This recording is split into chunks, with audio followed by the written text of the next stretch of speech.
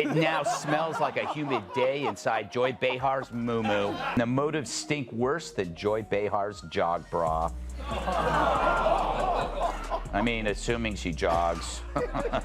Oh, wait, there she is.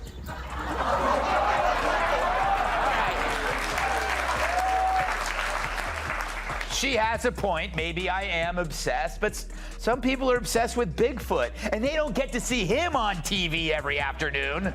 And if they did, could they tell the two apart? I don't know. But you think you know the media landscape? Think again.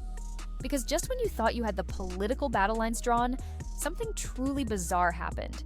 Two titans from opposite ends of the spectrum, guys who wouldn't share a water cooler, let alone an ideology, suddenly found themselves aiming their rhetorical cannons at the exact same target. And that target, none other than the daytime talk show titan, the queen of unsolicited takes, Joy Behar. This wasn't a planned attack. It was a comedic crossfire so unexpected, it felt like a glitch in the political matrix. It was a roast by pure, unadulterated reality, and Joy Behar was the star, whether she liked it or not. And by the way, out there, that hat that you keep wearing, that red hat that says "Make America Great Again," that tells people that you go along with this. So you might as well just put a swastika on the hat. Don't do that. Don't do that. Because we see it anyway. I'm not going to defend Donald Trump ever, but I would never say that we should put the swastika on the cap, because I think you can hate Donald Trump. You can't hate everybody who likes him. It's half the country. I don't want to live in that country. I don't want to live in the country where I hate half the country, and I don't hate half the country. How dare you disagree? For decades, Joy Behar has been a fixture on daytime TV, transforming The View into less of a discussion panel and more of a verbal octagon where opinions are thrown like punches. She's cultivated a persona of unwavering confidence, delivering hot takes with the conviction of someone who just read the definitive guide to absolute truth on a fortune cookie. Every topic, every guest, every global event seems to bend towards the gravitational pull of her political perspective. She's the one who, remember this, likened wearing a certain red hat to putting a swastika on it. A comment so extreme, even a political opponent had to push back, saying, "I would never say that we should put the swastika on the cap, because I think you can hate Donald Trump, but you can't hate everybody who likes him.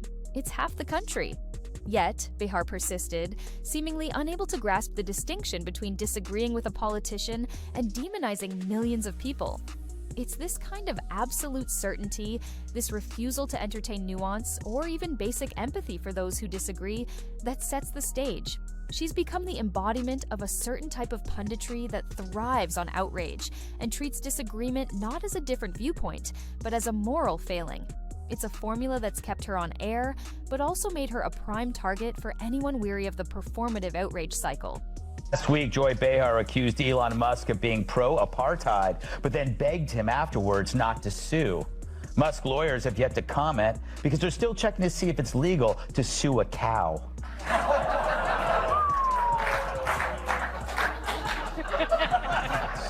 Shots fired. Just a legal question. I don't know why it's so upsetting. I don't make the rules in this country. All right. Enter Bill Maher. For years, Maher has occupied a unique space as a self-proclaimed liberal who isn't afraid to punch left. He's the guy who sighs loudly at what he sees as the absurdities and hypocrisies of his own side. Lately, his frustration with the direction of progressive discourse has turned into a relentless critique of what he perceives as intellectual laziness, virtue signaling, and the suffocating grip of political correctness. He sees cable news, particularly certain daytime shows, as echo chambers where emotional validation has replaced factual debate. Maher's issue isn't just political, it's intellectual. He's weary of the loud, confident pronouncements that lack depth or critical thinking. He's talked extensively about how political talk shows have become echo chambers of emotional theater where applause lines are chased like gospel truth. He doesn't name names often in these broader critiques, but the description fits like a glove. A show where emotional outbursts replace facts? Check. Hosts who mistake applause for accuracy? Double check. A panel that treats dissent like a personal betrayal? Checkmate. Maher's analysis of progressive groupthink and the decline of reasoned debate creates a vivid picture, and standing smack in the middle of that picture, with her hand raised and a definitive statement on her lips, is Joy Behar. Maher sees her and shows like The View as a symptom of a larger cultural disease, a place where smugness is a substitute for substance and condescension is the preferred mode of communication. He critiques the very culture that thrives on outrage as entertainment, the relentless pursuit of being offended on behalf of the entire planet. While he might not always point the finger directly, his disdain for this brand of shallow, performative punditry makes it glaringly obvious who represents the progressive parody he's dismantling. Joy embodies the liberal who thinks yelling louder makes you right, who swaps out nuance for smugness, and believes moral superiority is best expressed with a side of condescension and a dramatic eye roll.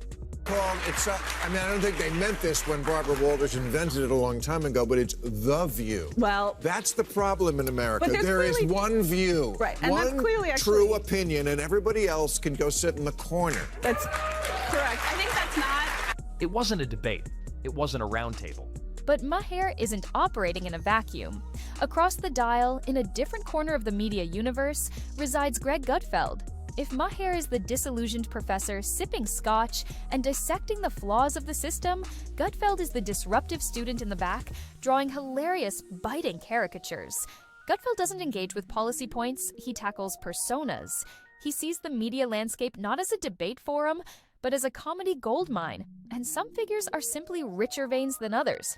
When Gutfeld turns his attention to Joy Behar, it's not with a scalpel, but with a comedic sledgehammer wrapped in satire. To him, she's not a misguided commentator, she's a character, a never-ending source of material, a walking, talking embodiment of everything he finds absurd about media elitism. He views her as a relic, a throwback to a time when shouting over people was mistaken for having a point, when having a loud opinion was the same as having a good one. Gutfeld doesn't need to debate her points because, in his view, the points themselves are secondary to the performance. He lampoons the perceived moral high ground, the self-certainty that seems impenetrable to facts or alternative perspectives. He highlights moments of perceived gaffes or over-the-top reactions, turning them into punchlines. He views her takes as the intellectual equivalent of a toddler banging on a piano, loud, chaotic, and only resembling music if you squint really hard and desperately want it to. He simply points at the absurdity and invites his audience to laugh with him. He once said, "Joy is getting hit with one of the worst hurricanes that we'll ever see. But she should know, does anyone remember that time when she got carried away by Hurricane Sandy?" It's a joke, yes, but it lands because it plays on the perception of her as dramatic and prone to exaggeration. Gutfeld uses satire to frame her as out of touch, a product of a media bubble, someone who graduated some CM lewd from the school of shouting over guests. Said that Gutfeld talks about you all the time. Who is he? Well, really, who is he?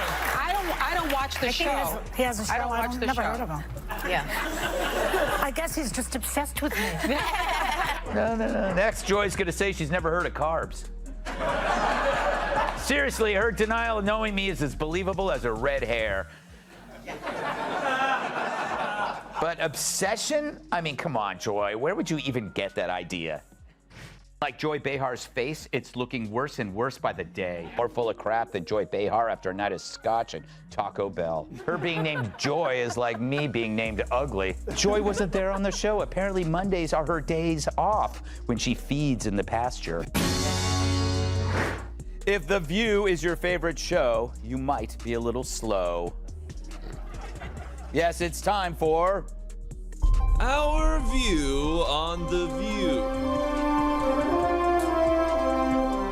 very serious music. They love to play the race card because logic for them is hard. Here's where it gets truly fascinating.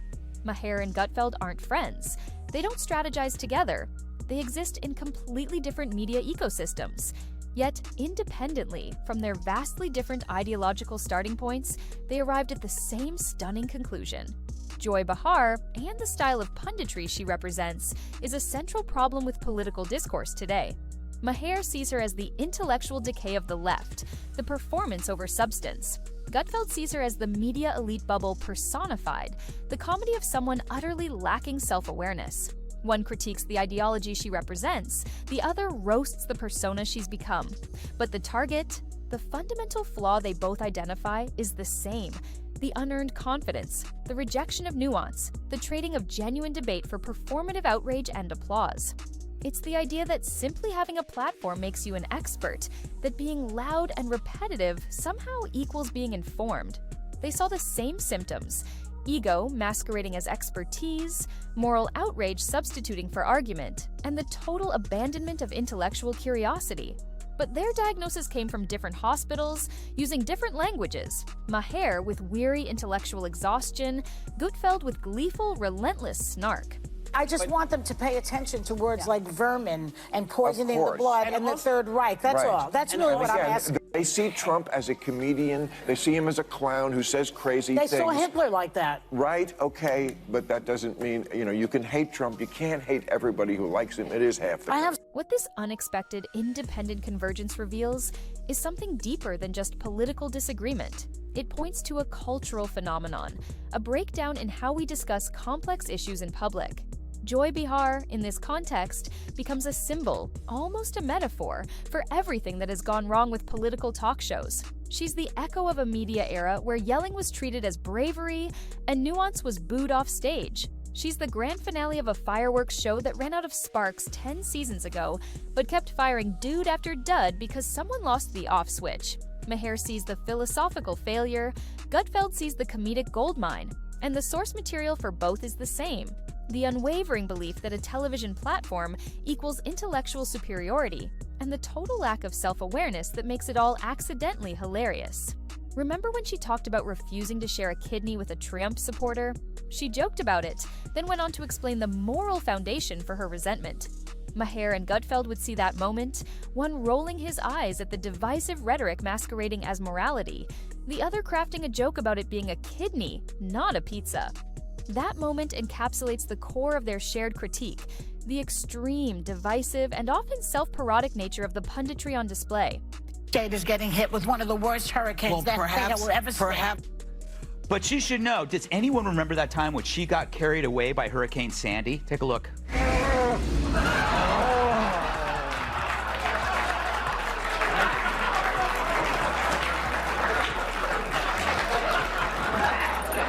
Thank you.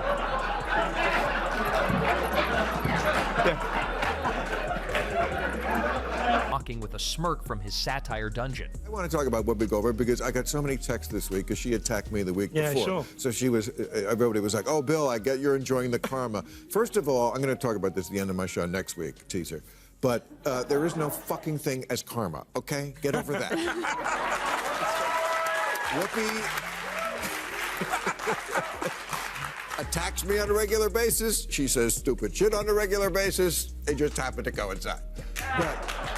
This wasn't a war of words launched by a unified front. It was a cultural commentary delivered from two disparate locations, unified by a single, unwitting subject. It's the comedic power of unexpected agreement. They aren't agreeing on policy. They aren't agreeing on politics. They're agreeing that a certain style of media engagement, one personified by Behar, is absurd, counterproductive, and frankly, ripe for ridicule. Maher brought the cerebral, wine-sipping snark, lamenting the state of discourse. Gutfeld rolled in with the barber energy, armed with punchlines and sound effects, gleefully pointing out the emperor's missing clothes. And Joy Behar, she unintentionally gave them both the material of a lifetime without even realizing she was the joke. Or more accurately, the personification of the joke. They didn't just roast her, they turned her into a metaphor for everything that's gone wrong with political talk shows. The View, in their shared critique, becomes less of a talk show and more of a group therapy session for the chronically overconfident, a televised shrine to the holy gospel of unfiltered opinions wrapped in smugness. That's what Maher was rolling his eyes at from his high horse of long-form monologues. That's what Gutfeld was mocking with a smirk from his satire dungeon. They exposed the same truth. If Joy Behar is the voice of reason, we're all in serious trouble. And finally, new rule: stop saying that Whoopi Goldberg getting yanked from The View right after she attacked me on The View is karma. There's no such thing as karma. Sorry. Sorry, but life is random. The only word to describe it when a big game hunter gets trampled by an elephant and then eaten by lions is hilarious.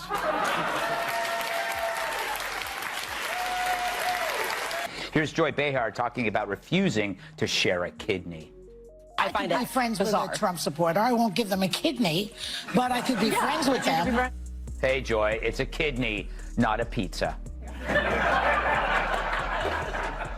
Of course, she's kidding at first, but then she goes on to explain the moral foundation for her resentment, and it's the same one that drives all deadly ideologies. Joy Behar. What does this mean for the future of political media? Maybe it means that comedy still has the guts and the insight to call out the absurd, even when the absurd is wearing professional makeup and sitting under studio lights. Maybe it means that when figures from opposite ends of the spectrum agree on who embodies the problem, it's time to pay attention. Joy Behar isn't just a panelist, she's become the mascot of an era where loud equals smart, and where having a platform automatically makes you an expert. And when both Maher and Gutfeld, from their different corners, start sharpening their comedic scalpels for the same patient, you know the diagnosis isn't political. It's cultural cholesterol clogging the arteries of genuine conversation. They aren't trying to cancel her. They're using her as a case study, a living, breathing example of what happens when self-importance crashes into a wall of overdue reality.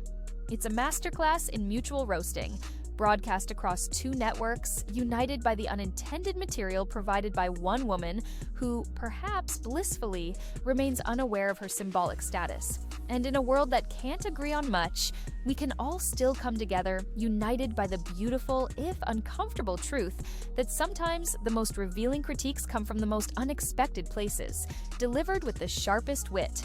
They made their points, they landed their jokes, and Joy Behar just happened to be the punchline hiding in plain sight. And that, perhaps, is what true bipartisan media critique looks like in the wild.